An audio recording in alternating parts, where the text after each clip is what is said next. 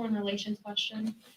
So we just heard from Whip Scalise, who was talking about if they take the majority, which I know you probably don't want to think about that, but if they did, they'd focus more on holding China accountable. You guys have passed some legislation. Biden signed the Forced Labor Prevention Act. Do you think that more needs to be done to hold China accountable? And if so, what do you think needs to be done? Well, I think as President Biden has made clear, China is an adversary, a geopolitical adversary, certainly economically, and, in other strategic ways across the world.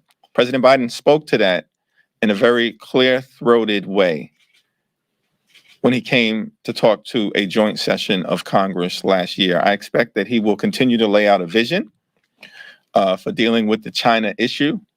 And I look forward to that vision. I don't want to get out ahead of it, but I believe we've already acted in certain important ways, including making sure that we invest in our infrastructure here in America in a meaningful, comprehensive, transformational way that will allow us not just to compete with China, but to own the 21st century economy, particularly by having a first-class infrastructure.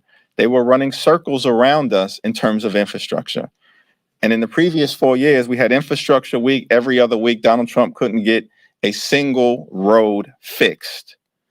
But Joe Biden will now make sure, as a result of this bipartisan infrastructure agreement, that we will have the best infrastructure in the world. And certainly that puts us in a strong position in terms of competing with China.